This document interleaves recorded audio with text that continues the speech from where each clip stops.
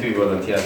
One person will sit down here as God, the other person will sit down as Jesus, and one person will stand as devil. Then will come your way.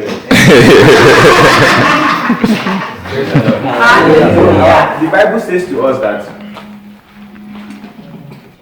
the arm of God is not so short that it cannot save us, but our sin has separated us from God. Now the Bible also says that the devil is the accuser of brethren, accusing them day and night before God. Okay? Now, what we don't know, or what we have known in the past, we feel the devil is reporting us to God. No, wrong. God sees everything, so the devil is not reporting us to God. And how do we know that the devil is not talking to God? The Bible says to us that Jesus Christ is seated at the right hand of God, interceding for us. So the only person that God is listening to is Jesus Christ, who is interceding for us. By interceding, it means it's okay. This guy is only left and right. So by interceding, it means he's what, asking for our mercy, and he's making excuses for why we have done whatever we've done. On the other hand, we're standing here and we cannot meet God because we have offended him, correct? But it's not natural that we don't go to him. Why? I'll give you an example. In the beginning, in the Garden of Eden, when Adam had offended God, the Bible says God came to Adam as usual to have a normal conversation with Adam. If your child offends you and you're coming out to meet him, you'll probably be coming with your belt. Is it not so? But the Bible says God came to Adam the same way he would come. And it was Adam who was not present because the devil had ministered unto Adam and has counted Adam's sin. So the same thing the devil does. He stands here before. This is God. This is before God, correct? But in between us. Now he's not talking to God. He's talking to us and telling us about our sins. And so he's accusing us. So we cannot go and meet God. Because God is right there seated, offering us mercy and offering us love. Again, how do we know that if we meet God, we're going to get mercy? It's because the Bible says God perfected his love for us. That while we're yet sinners, Christ what? Died for us. So even in our sin, Christ had already died. And if we can just go past this guy to God, we would obtain mercy. So he stands here and he tells us about our sins. And he lets us know how much God is not ready to listen to us. How much your tire is now flat because you sinned, why your light bulb burns, why you don't have money in your pocket, why your child is sick. All this is because you have sinned. Now let me let you know something.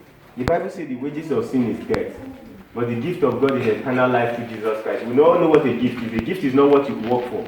It is something that is given to you freely through Jesus Christ. The Bible did not say the wages for your bad deeds. It said your sin, because by default human beings sin. Human beings sin. You don't say this is a dog because he barks.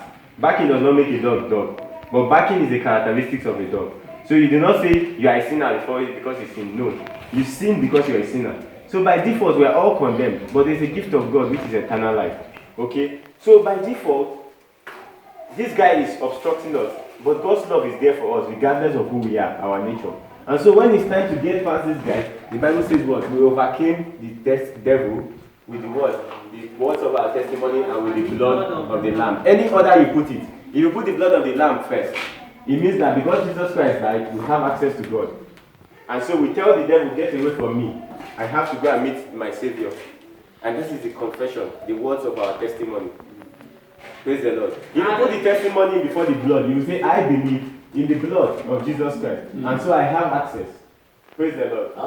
So this morning I want us to understand that the reason why we're here to thank God today is because many, many years ago, Christ died for our sins. And so God will continue to love us beyond anything. So how do we tackle this guy? When he wants to meet you and say you sin, you say, of course. But you know what? Go and talk to my lawyer. Who's your lawyer? Jesus Christ. The Bible says the one who has the power to punish us is currently seated at the right hand of God, interceding for us.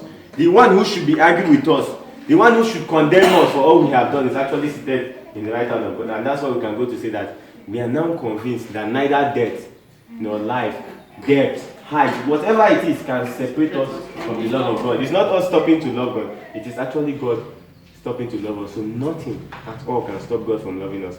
Let us begin, even as we enter into the new year, let us learn to look beyond this guy onto that guy that loves us. And when this guy becomes too nosy, you remind him of his place. Tell him, look, if you have anything to say, don't say it to me. Go and say it to my lawyer. Okay? I'm done. Praise the Lord. So we must all remember that every time we can come to God with our hands. Some of us are here today to give testimony to God, to thank God. But right here as we're seated, the devil is reminding us of reasons why God cannot accept our thanksgiving. He's not saying to us that God cannot accept your thanksgiving. He's saying that how can you even be thanking God with such a dirty hand? Because last night you did because this other day you did that and that. Praise the Lord. So we will not allow the devil hold us back. Because while we were yet sinners, Christ died for us. Pray that God will help us in Jesus' name. That's the end of the message this morning. So we'll just pray to